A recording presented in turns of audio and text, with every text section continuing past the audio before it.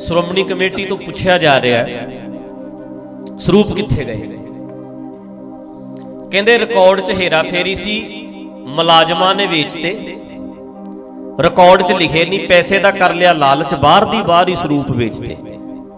ठीक है, पैसा गए खा।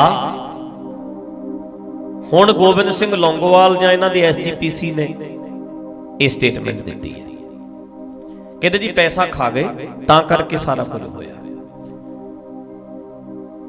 ते फिर उन्होंने फौजदारी केस कराओ, गुरु साहब की बेदबी की है ना, केड़ा कोई छोटी मोटी गल है, मतलब गुरु ग्रंथ साहब जी। ठीक है, कहते जी SGPC अपने आप विच एक संस्था है, आपे अपने मसले नवेड़ लू, आपे अपने मसले नवेड़ लू, हुण नहीं कोई लोड़ हैगी। क्योंकि अकाल तख्त के जथेदार ने बनाई सी कमेटी, ते जथेदार की बनाई हुई कमेटी ने निरपक्ष फैसला किया। जथेदार किन्ना दा? श्रोमणी कमेटी का एक मुलाजम। किन्नू बुद्धू बनाउंदे हो तुसीं? किहड़ी कौम नूं? कमली है कौम अज दे समय च। तुसीं सन 60 च जी रहे हो, इत्थे ये 20 है, 2020 2020 है। तो सानू नहीं पता भी जथेदार ने कमेटी बनाई, ते कमेटी में वो बंदे कौन सी? वो भी श्रोमणी कमेटी दे। छाणबीन किहदी हो रही है? बोलो, श्रोमणी कमेटी दी। दोषी कौन ने? श्रोमणी कमेटी। ते जथेदार फैसला देणगे, सजा कौन दऊ? श्रोमणी कमेटी। आपी घरे घाला वाला जा हो जाएगा, अंदर ही नवेड़ लांगे। कौम नूं कहंदे ने तुसीं की लगदे हो इहदे? ते गुरु ग्रंथ साहब सारी कौम दा सांझा है, श्रोमणी कमेटी दा।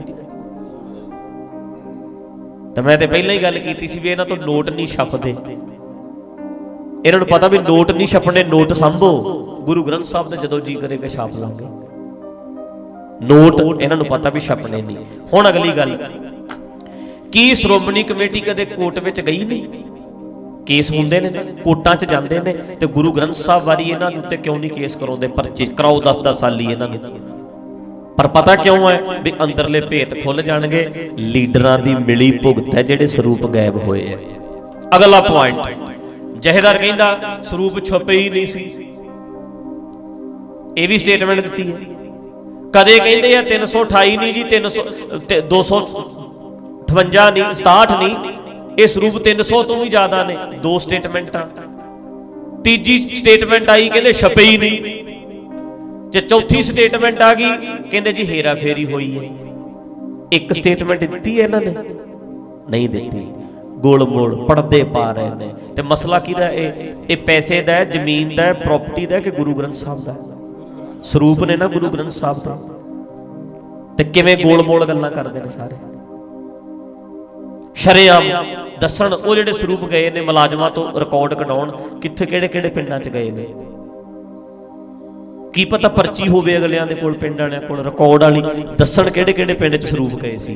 हो सकदा अगले ने परची सांभ के रखी होवे, भी श्रोमणी कमेटी दी परची भी दिंदे ने ना भी ऐ पिंड चों ਸਰੂਪ ਚੱਲਿਆ, अगले कोले सांभी होवे भी इन्ने मैं पैसे जमा कराए सी, भेटा 1500 2000 ਜਿਹੜੀ भी अगले ने परची दित्ती होवे, परची असली होवे, बाहर दी बाहर ना होया होवे, दसो किहड़े किहड़े पिंड च गए यार, रिकॉर्ड दिओ सामने।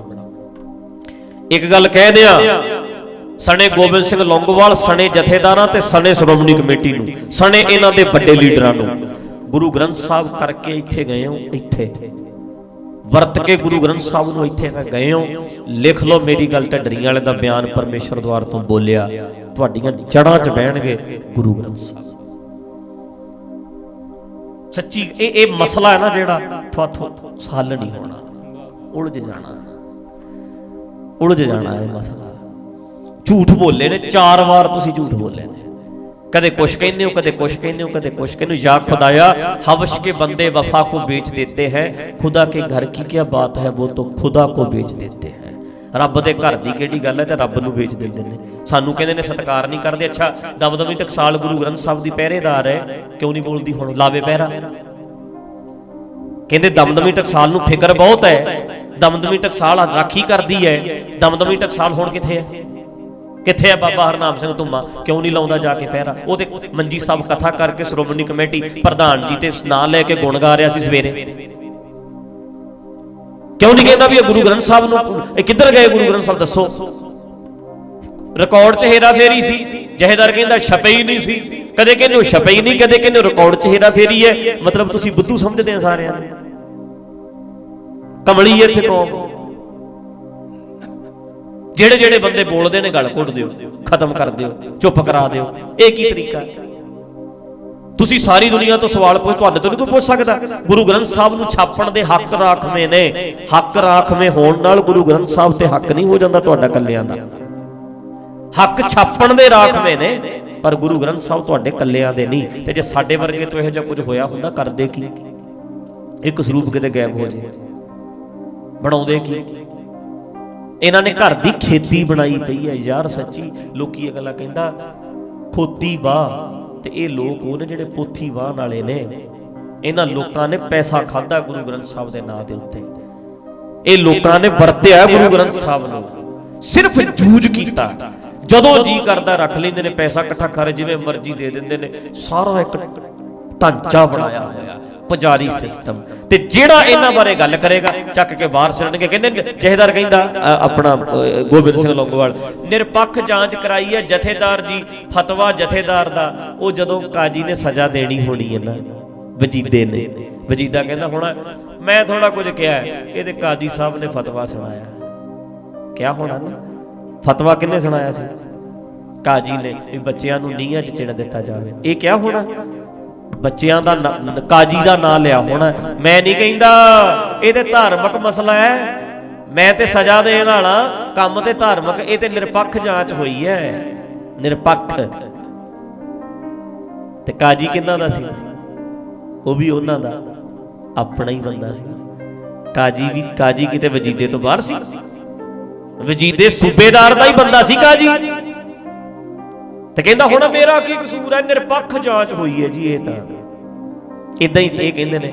ਅਕਾਲ ਤਖਤ ਸਾਹਿਬ ਨੇ ਕਮੇਟੀ ਬਣਾਈ ਸੀ, ਅਸੀਂ ਤੇ ਜਹੇਦਾਰ ਜੀ ਨੂੰ ਕਹਿਤਾ ਸੀ, ਸਾਰਾ ਰਿਕਾਰਡ ਜਹੇਦਾਰ ਜੀ ਨੂੰ ਦੇ ਦਿੱਤਾ। ਪਤਾ ਵੀ ਜਹੇਦਾਰ ਵੀ ਸਾਡਾ ਹੈ, ਜੋ ਮਰਜ਼ੀ ਕਹਿ ਲਾਂਗੇ, ਜਿੱਦਾਂ ਮਰਜ਼ੀ ਕੁੰਡੀ ਮਰੋੜ ਦਿਆਂਗੇ। ਪਰ ਮੈਂ ਕਹਿੰਦਾ ਜੜ੍ਹਾਂ 'ਚ ਬਹੂ ਇਹ ਮਸਲਾ, ਜੜ੍ਹਾਂ 'ਚ ਬੈਠੂ।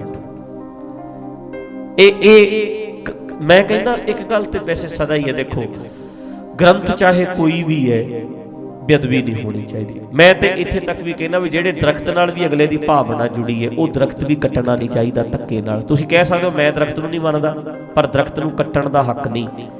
ਧਾਰਮਿਕ ਗ੍ਰੰਥ ਚਾਹੇ ਉਹ ਕੁਰਾਨ ਹੈ, ਚਾਹੇ ਉਹ ਗੀਤਾ ਹੈ, ਚਾਹੇ ਉਹ ਰਮਾਇਣ ਹੈ, ਚਾਹੇ ਉਹ ਗੁਰੂ ਗ੍ਰੰਥ ਸਾਹਿਬ ਹੈ, ਬੇਅਦਬੀ ਨਹੀਂ ਹੋਣੀ ਚਾਹੀਦੀ। ਕੋਈ ਵੀ ਹੈ ਭਾਵੇਂ, ਕਿਉਂਕਿ ਜਿਹੜੀ ਨਾ ਰਿਸਪੈਕਟ ਹੈ, ਅਗਲੇ ਦੀ ਭਾਵਨਾ ਜੁੜੀ ਹੈ ਤੇ ਜੁੜੀ ਰਹੇ। ਮਤਲਬ ਇੱਥੇ ਗੁਰੂ ਗ੍ਰੰਥ ਸਾਹਿਬ ਜੀ ਦੇ ਪ੍ਰਤੀ ਲੋਕਾਂ ਨੂੰ ਇਹ ਕੁਝ ਹੋਰ ਕਹਿੰਦੇ ਐ, ਤੇ ਆਪਣੀ ਇਹਨਾਂ ਦੀ ਘਰ ਦੀ ਗੱਲਬਾਤ ਹੀ ਹੈ, ਜੋ ਮਰਜ਼ੀ ਕਰ ਲੈਣ, ਆਪੇ ਹੀ ਹੈ।